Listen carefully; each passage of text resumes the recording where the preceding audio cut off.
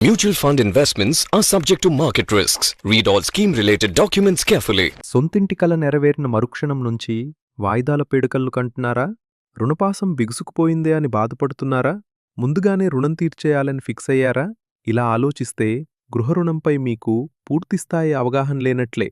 వడ్డీ లెక్కలు నడ్డివిరిచేస్తాయన్న అపోహతో సొంతింటిని దూరం చేసుకోకండి. జయంత్ కథ చదివితే ఎందుకన్నది మీకే తెలుస్తుంది. జయంత్ సాఫ్ట్వేర్ ఉద్యోగి. అదే కంపెనీలో పనిచేసే కళ్యాణ్ని పెండ్లి చేసుకున్నాడు.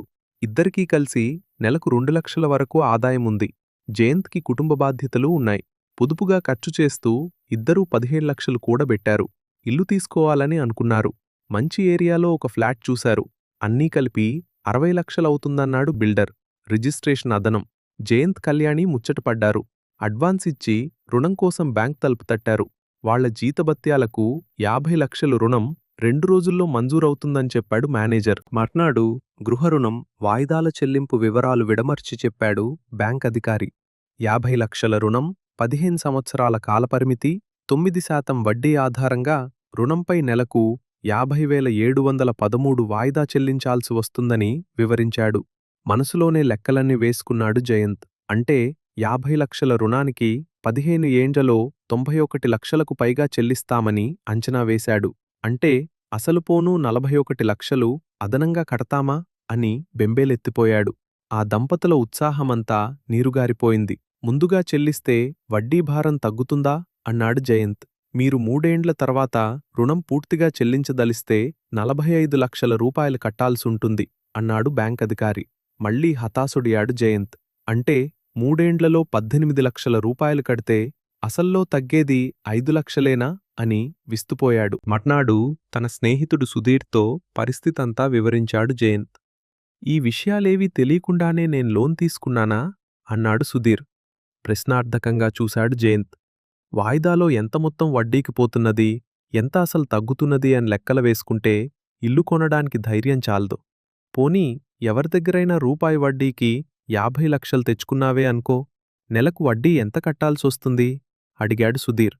50,000 అన్నాడు జయంత్. నెలకు 50,000 చొప్పున ఎన్ని నెలలు కడుతూ పోయినా అసలు గోరంత కూడా తరగదు కదా అని స్నేహితుడి వంక చూశాడు సుధీర్.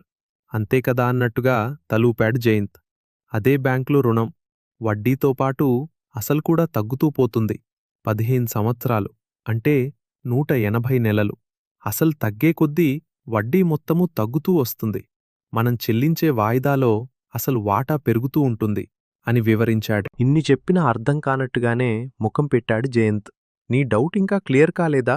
ఇప్పుడు నువ్వుంటున్న ఇంటి అద్దె ఎంత అని అడిగాడు. 16,000 అన్నాడు జయంత్.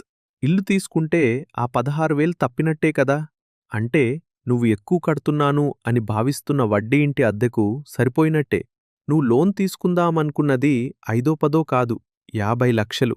అంత పెద్ద మొత్తం ఎవరు మాత్రం నీకు సాయం చేయగలరు? ఊళ్ళో పొలం అమ్మి కట్టొచ్చు. కాని ఇంత చిన్న ఆస్తి కొనడానికే ఇంతలా ఇదైపోతున్నావు. ఆ ప్రాపర్టీ మళ్ళీ కొనగలవా? సంవత్సరానికి 9% వడ్డీ అంటే నెలకు 75 పైసలు మాత్రమే. దీనికి తోడు ఆదాయపన్ను మినహాయింపులోనూ ఇంటి రుణం చూపించుకునే వెసులుబాటుంది.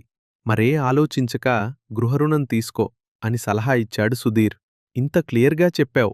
మా గృహప్రవేశానికి నువ్వే ముఖ్య అతిథి అని బ్యాంకుకు బయల్దేరాడు జయంత్.